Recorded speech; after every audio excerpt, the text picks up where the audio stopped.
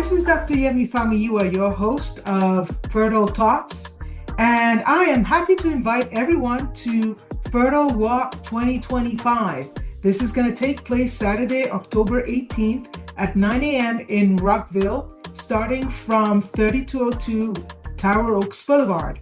So this is more than just a walk. It's a fun, family-friendly day packed with health and fitness coaches, a live fertility and wellness talk, local businesses with interactive booths, and plenty of giveaways and surprises. And as an added bonus, the first 10 people to RSVP will be getting a signed copy of my new book that's coming out in March 2026. It's called The Quest for Fertility. Everyone who registers by March 2026 will also be invited to join our exclusive VIP book club with early book excerpts, bonus fertility tips, and special PDF resources. So, spots are limited. Please RSVP. Go to the link in the show notes and RSVP to save your spot. Can't wait to see you there. This episode of Fertile Talks is sponsored by ILMeds.co, an international mail-order pharmacy specializing in fertility medications. If you're looking to save significantly on your fertility treatments without compromising on quality, ILMeds.co is an excellent choice, offering up to 80% of retail prices. And as a special offer to our listeners, use the code FT24 at checkout to receive a $50 discount on your order. For your convenience, you can find a link to their website in the episode show notes. Thank you, and let's get started. Hello, everyone. Thank you so much for scheduling your first visit with Montgomery Fertility Center. Dr. Famuyiwa, I'm the medical director of Montgomery Fertility Center. I just wanted to take a few minutes to do some housekeeping things with you before your visit. Please take the minute, please put up with me and take a few minutes to watch this video in its entirety. One of the things I like to do is I call it gathering data, gathering information. That's what this is all about. We're like a Sherlock Holmes. We have to gather data before we know what to do anyway with you or for you. So part of the things we like to do is have a workup. Now I'm going to share with you what that is. So I'm going to show my screen here in a second. So one of the workups that we need to have done, and the reason I'm showing it to you now is because you may be getting your menstrual cycle before I see you.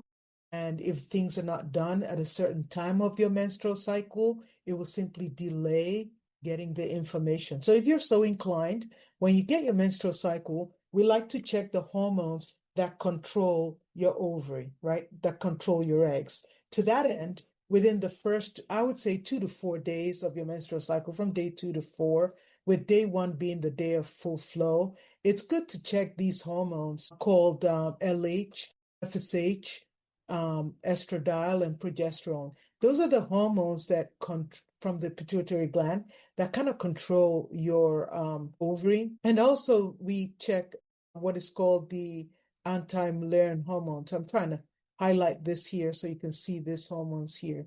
So these hormones here, we try to get it on this between, again, like within 2 to 4 days of your cycle. If you can do it on the 3rd day of your period, that's super. If the 4th day of your period falls on a Sunday, then you might want to go on a Saturday or on a Monday, and that's okay. The reason being, if you don't do it in that time frame, the numbers are very, especially for this first 4, they're useless. If you do it mid-cycle, they don't really give us the data we need. So it's better if it's done within that time frame. The other blood work that we usually are required to do, we live in the state of Maryland, we're required to check what we call serology, which is basically HIV, hepatitis B antigen, not the antibody, B antigen, hepatitis C antibody, syphilis, and HIV. Now, if you're going to get blood drawn on the 3rd day of your period, I usually figure, why go for 2 sticks? Try to do it at the same time. The other lab work that I usually look at are things that has to do with your overall health. So we normally check a thyroid screen. So we would look at your TSH, your T4, your T3 to make sure your thyroid is normal, right? Because if your thyroid's abnormal, it could affect your fertility. We look at your CBC, make sure you're not anemic, PT-PTT level. And then we do something, we check your prolactin. Prolactin is made from your pituitary gland. It can, however, if it's produced in excess, say from a benign tumor that you're not aware of, it can disrupt your cycles, can affect fertility. Then we want to check if you're rubella or varicella immune. That's really more important for your OB doctors when you get pregnant. They want to make sure that you've been vaccinated with this, and we can check your immunity level. One of the other things we check is your blood type. Are you Rh positive, for instance? Because if you're, or Rh negative, because if you're Rh negative and your partner is Rh positive, then you're at risk for having antibodies produced against your baby. So that's really important to know what your Rh positivity is, or negativity for that matter. The other thing is your comprehensive metabolic profile, which is number 17 here, gives an idea of what your overall health is like. I do a 17-hydroxyprogesterone and a DHEAS. These two hormones are critical for evaluating if you have any adrenal disorder, such as congenital adrenal hyperplasia. It may be abnormal in some PCO patients. And then I look at free and total testosterone. That's important for our PCO patients. If you have excess androgens, that could also have an impact. And I do another screen for whether you're diabetic, pre-diabetic, or insulin resistance by checking a fasting insulin and a fasting glucose, as well as a hemoglobin A1C. So then the next thing we look at is what's going on with your uterus, right? So when you're trying to get pregnant, we want to establish that you have eggs in your ovary, but we want to establish that you have sperm. I'm going to get back to that in a second. But we want to make sure that the uterus is okay, right? Because if something's off in the inside of the uterus, the embryo is not going to stick in. We want to make sure, do you have any polyps? Do you have any fibroids coming out into the cavity?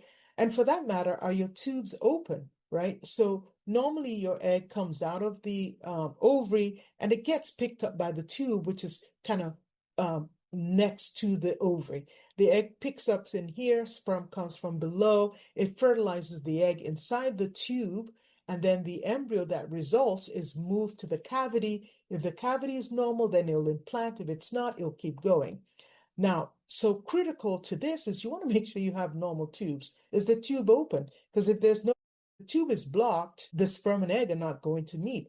If the tube is destroyed, such as this one here that's blown up like a long balloon, this is a damaged fallopian tube. Even if it's open and you manage to get an egg in it, the egg and the embryo that's made is never going to make it to the cavity because this tube is damaged. It cannot move the embryo. What happens instead is the embryo lodges in here and creates what is called an ectopic pregnancy that can actually be serious. It can burst and cause serious bleeding. In addition, if you have a damaged tube, let's say we somehow get an embryo into your cavity, if this tube is swollen like this balloon, it typically contains fluid that can flow back into the cavity and flush out the embryo, or could not even be conducive to proper health of the embryo. So you want to know what the state of the tube is, right? So how do you do it? Well, we can check a sonohysterogram, which is where saline is put in your uterus and you do an ultrasound. That only tells us about the cavity. To know about the tube, you need a dye study. The radiologists will do it. They inject dye into your uterus and take x-ray pictures to see if anything's filling the cavity and to see if the dye comes out of the tube to establish if the tube is open or not. And if it's also damaged, we can see it on this study. It's called the HSG. There's another study called the hyphosite that you can do to see if the tubes are open or damaged as well. It's not as good at looking at the cavity by itself, so you may need to combine it with an additional test. So the HSG kind of does both at the same time. How is this done? This is done by scheduling it for right after you finish bleeding. The only thing is the radiologist wants you to call them at the beginning of your period before they schedule it. If you don't call them at the beginning, you simply have to wait a month or two because they're very busy, right? And you would take an antibiotic one day before this study is done, because if you have a damaged tube like this, right, you could stir up an old latent infection that could flare up and give you a PID. So normally we would recommend that you give us your pharmacy number and address so we can calling a prescription for antibiotic for you to be used starting 1 day before this dye study, and you continue it for several days out. We have a written form that tells you exactly when. Some people will cramp. They put a little balloon in here before they inject the dye. So some people have some cramping. So I normally advise that you take 2 Tylenol or 2 Motrin before this procedure is done, right? So this will complete the initial screening that you need to answer the question, what's going on with the eggs, what's going on with the uterus and the tubes. The other thing that we need is what's going on with the sperm. So you need a semen analysis. The male partners need a semen analysis. And we also have to check hepatitis B antigen, hepatitis C antibody, HIV, and syphilis in the gentleman as well. One thing that's not on here that it's in your part of the paperwork that you filled out is to consider doing genetic carrier screening. There, we give you that information. What is genetic carrier screening? Is simply to rule out that you're a carrier for something that could be transmitted to your baby if both of you are a carrier of the same thing. So most commonly, people may know about sickle cell disease or cystic fibrosis, but there are so many other diseases that could be transmitted. And you want to be aware if you're a carrier so that steps can be taken to mitigate against having your child having a full-blown disease that could potentially have serious consequences. So again, I'm going to show you pictures of what I've been talking about. I talked about the ovary housing your eggs, right? And the egg is released from the ovary. It's picked up by the tube that's close by, and sperm actually comes all the way from below, goes into the tube, and fertilizes the egg inside the tube. Once it's fertilized, it starts to divide. It becomes an embryo. And as it's dividing, the tube is moving it down towards the uterus over here. When it gets here, it has gone through several rounds of division, and it now becomes this ball of cells that we call a blastocyst. And the blastocyst is made up of the part that will be the afterbirth, which is the blue-green area here. And the part that will be the baby is this pink clump in the middle of this sphere. So if everything is okay, this blastocyst will implant and the pregnancy continues, right? So that's why we evaluate this. And you can see a picture here of the sperm swimming up the fallopian tube, seeking the eggs out. And when it gets to the egg, one gets in, the rest of the outer layer of the egg will harden up to prevent other sperm from going through, right? And this is called fertilization. That's what we want. And once fertilization occurs, it starts to divide, and we want it to get to a part where it will become the blastocyst that can implant in the ovary. Now, please, I know it's a mouthful, take a time to sort of go over what I'm mentioning to you.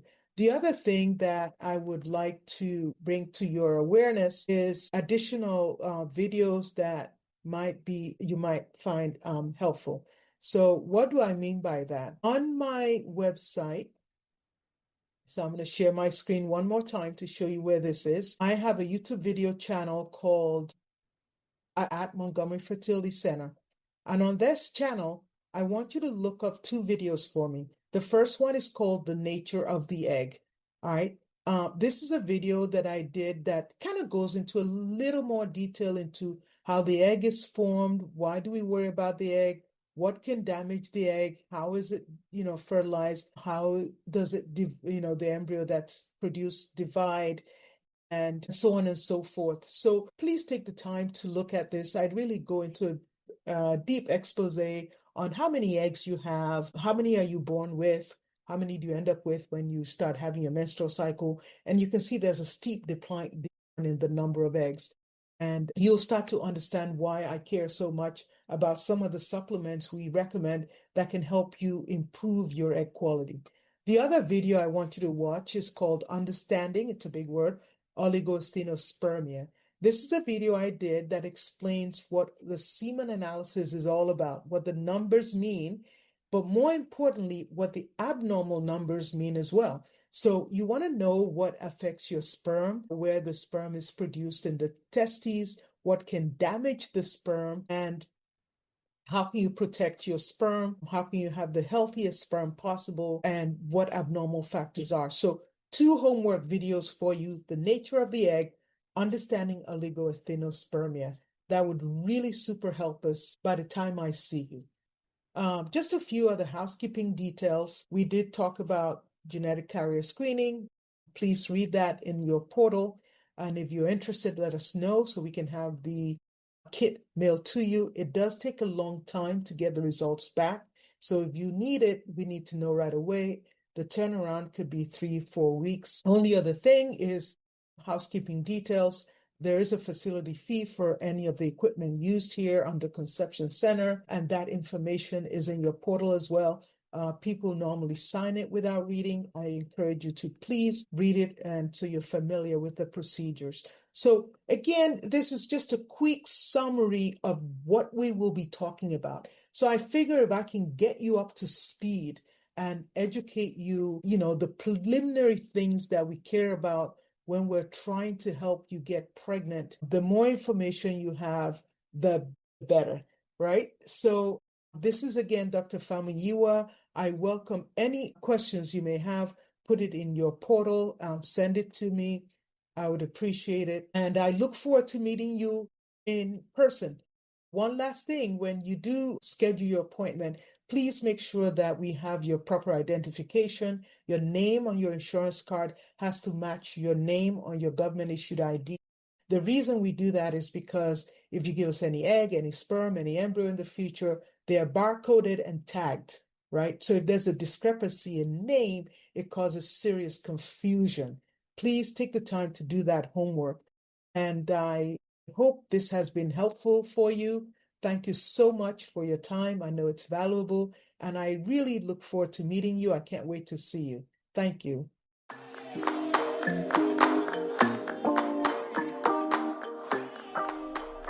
Thank you for tuning in to Fertile Talks. We hope today's episode has provided you with valuable insights and support for your fertility journey. Remember, you are not alone. Now, if you have any questions or topics you'd like us to cover, please simply leave us a comment. And please don't forget to like, share, and subscribe with a friend. Your ratings, your shares, and your reviews are greatly appreciated and is going to help us serve more of our listening audience. Thank you once again. This is Dr. Famuyiwa.